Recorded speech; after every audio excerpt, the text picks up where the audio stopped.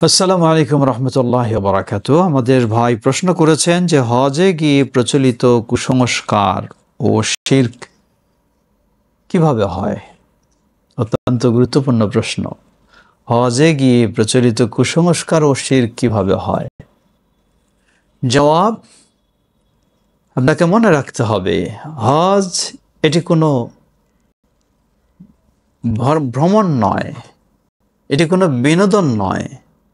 হজ হচ্ছে একটি ইসলামের পঞ্চম রোকন, সমর্থবানদের জন্য একটি গুরুত্বপূর্ণ ইবাদত। যেই হজ সঠিকভাবে পালনের মাধ্যমে আপনি নিজেকে নিষ্পাপ বানাতে পারেন, যেই হজ সঠিকভাবে পালনের মাধ্যমে আপনি জান্নাত নিশ্চিত করে নিতে পারেন, সেই হজে গিয়ে যদি কেউ পীর সাহেবের দেওয়া ওজিফা নিয়ে ব্যস্ত থাকে, তার বুজুর্গের অনুসরণ করে দিন কাটাতে চায়, এটাই ইবাদতের নামে কুসংস্কার।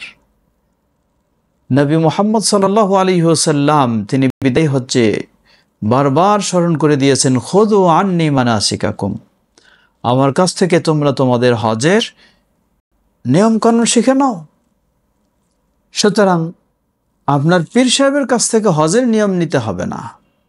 হজের নিয়ম 1400 বছর পূর্বে মুহাম্মদ সাল্লাল্লাহু আলাইহি ওয়াসাল্লাম দিয়েছেন, যা কোরআন ও সহিহ হাদিসে প্রমাণিত।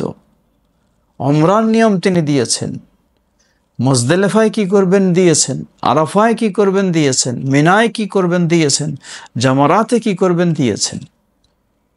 এগুলিকে বাদ দিয়ে যখন আপনি মানুষের মন গড়া নেবেন, সেটাই হলো কুসংস্কার। আরও কুসংস্কার দেখুন, কিছু আবেগী হয়ে কাজ করে মানুষ। যেমন জামারাত, পাথর নিক্ষেপ করার জায়গায় মানুষ ক্ষুব্ধ হয়ে আবেগী হয়ে জুতা নিক্ষেপ করে। এটি একটি ঘৃণিত কাজ, কুসংস্কার, বরং এটি বলবো শয়তানি কাজ। ভাবে যে এখানে শয়তান রয়েছে, তাকে পাথর দিয়ে না মেরে জুতা দিয়ে মারতেছে, একটু লাঞ্ছিত করার জন্য। লা হাওলা ওয়ালা কুওয়াতা ইল্লা বিল্লাহ, এগুলি কুসংস্কার। এই জাতীয় কাজগুলি আমাদের অবশ্যই বর্জনীয়। দ্বিতীয় বলেছেন যে শিরক কিভাবে হয়। শিরক হয়ে থাকে অনেকভাবেই। যেমন লক্ষ্য করুন, হজে গিয়ে আপনি আরাফার দিবসটি সবচেয়ে গুরুত্বপূর্ণ বিষয়। সেই আরাফার মাঠে গিয়ে আপনি জাবালে রহমতে উঠছেন, সেখানে পাথরগুলিকে ছুঁয়ে নিজের গায়ে মেখে নিচ্ছেন, আরাফার মাটি কিছু নিয়ে আসার চিন্তা করছেন। এটাই আপনার জীবনের পরিবর্তন নিয়ে আসবে, কল্যাণ নিয়ে আসবে। এই ধরনের ভাবনা আপনি যখন রাখবেন, এটাই হলো শিরকি আকীদা। আপনি মদিনা জিয়ারত করতে গিয়ে মদিনা কবরস্থানের মাটি নিয়ে আসছেন আপনার কবরে দেওয়ার জন্য, অথবা সেই জাবালে সৌর, সেই পাথরে উঠে সেখানে গিয়ে সালাত আদায় করছেন।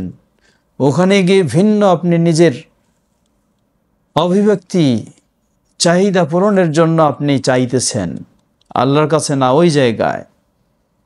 এসবগুলি একদিকে কুসংস্কার, বিদআহ, অপর দিকে যখন আল্লাহকে বাদ দিয়ে সেগুলির কাছে আপনি দ্বারস্থ হন, তখন এটি শিরক।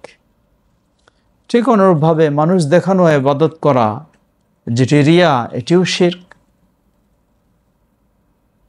বাইতুল্লাহিল হারামে তাওয়াফ করছেন আপনি, এই তাওয়াফের সময় আপনি কাবার গেলাফ ধরে কাঁদতেছেন, কাবার ওয়াল ধরে কাঁদতেছেন, ভেতরে চিন্তা রাখছেন যে এই কাবাটাই আপনার জন্য পরিবর্তন দেবে, আল্লাহর কাছে নয়। এটি শিরকি আকীদা, সব ধ্বংস করে দেবে আপনার। এই ধরনের এই হজ্জে গিয়ে কুসংস্কার ও শিরকি কাজে মানুষ লিপ্ত হয়। আল্লাহ আমাদের সব কিছু থেকে হেদায়েত দান করুন। হজ থেকেও যেন আমরা তাওহীদের লব্বাইক আল্লাহুম্মা লব্বাইক লা শারীকা লাক, সকল দিক থেকে আল্লাহকে শরীক মুক্ত করতে পারি। এই কুসংস্কার ও শিরক থেকে মুক্ত হয়ে তাওহীদ ও সুন্নাহর ঈমান যেন আমরা লালন করতে পারি। আল্লাহ আমাদের তৌফিক দান করুন। আল্লাহু তাআলা।